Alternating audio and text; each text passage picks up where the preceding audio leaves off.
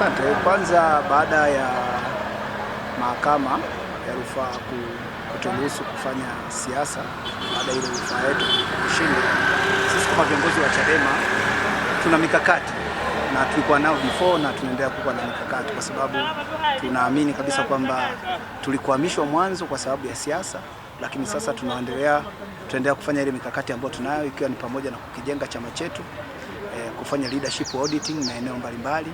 Unakumbuka tumepita katika mazingira magumu sana. Tumepita wakati ambapo chama, kuna wakati baadhi ya wanachama waliondoka wakaenda kujiunga na chama fulani ambacho kikaaminisha watu kama chenye ndio mbadala kuliko Chadema.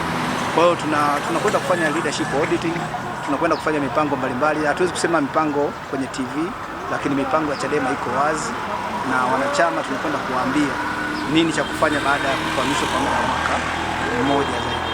Siasa za Tanzania zinategemea Chadema. Yaani huwezi ukazungumzia siasa ukaiondoa Chadema. Kwa hiyo Chadema kutokuwepo kwa muda mrefu, watu walimisi kwanza. Walimisi Chadema na sisi kama viongozi pia tulimisi kufanya shughuli za kisiasa. Unajua sisi wanasiasa, la yetu ni kufanya siasa. Ni sawa na mchungaji anapokwenda kwenye ibada, ni sehemu ya kazi yake. Kwa hiyo na sisi tulimisi kufanya siasa, tulimisi kufanya shughuli mbalimbali ambazo zilikuwa zinahusisha na chama chetu. Kama mwanzo unavyokumbuka, tulizuiwa hata kufanya vile vikao vyetu, hata kufungua ofisi zetu.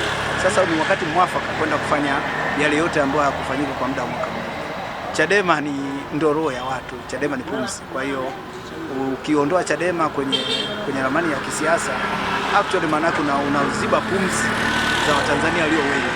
Sasa sisi tunakwenda kuonyesha kile ambacho kilimisiwa kwa muda mrefu, kwa kufanya siasa na kufanya siasa zile ambazo zinastahili.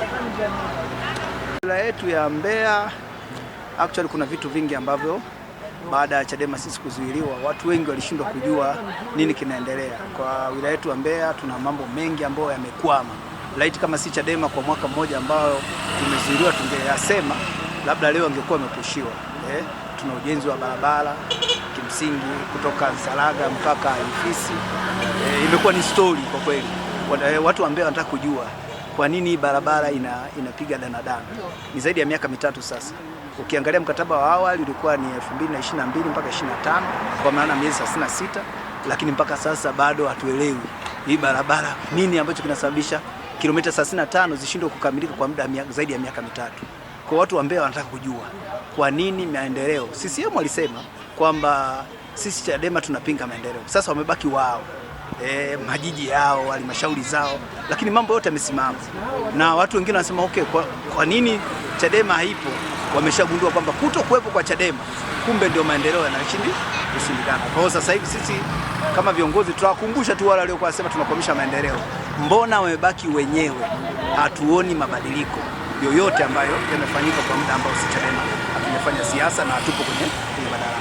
Kwa hiyo Chadema ni pumzi, Chadema ni pumzi, na tutaendelea kusema hilo, na Watanzania sasa hivi wameshajua kwamba kumbe chama pekee cha kukitegemea ni Chadema. Hivi vingine vyote ni vyama vya story. Kwa Chadema tuko imara na tutaendelea kuwa imara wakati wote na tutaendelea kusimama. Lakini pili ni wasii wa Mbeya. Chama chetu sasa hivi hakipo kwenye ruzuku kwa sababu tukushiriki uchaguzi 2025, kwa maana hiyo hatupati ruzuku yoyote. Kwa hiyo waendelee kutusapoti katika kuhakikisha kwamba mambo yanaenda. Hatutegemei ruzuku yoyote kama ambavyo makanisa yanategemea michango ya waumini, basi na sisi tunategemea michango yao kuhakikisha kwamba Chadema tunafanya siasa. Kwa hiyo niwaombe, na katibu mkuu ameshazungumza, wakichangia chama chao. Tuna mambo mbalimbali, tuna kesi za Mheshimiwa Lissu, tuna ujenzi wa chama, yote tunahitaji msaada kutoka kwao. Kwa hiyo mimi kama katibu wa wilaya Chadema, katibu wa wilaya Chadema, na waomba Tanzania waendelee kukiunga Chadema mkono katika shughuli mbalimbali zote ambazo zipo, ikiwepo hususa ujenzi wa chama, lakini shughuli zingine zote zitazohitaji kufanikisha, ikiwepo mizunguko mbalimbali ya kichama. Huo ndio ombi langu, lakini pia waendelee kuwa na imani na Chadema. Chadema hatuwezi kurudi nyuma na hatuwezi kuwasaliti. That's why hatukuingia kwenye uchaguzi kwa sababu tunataka kufanya usaliti. Asante. Asante sana. Asante sana.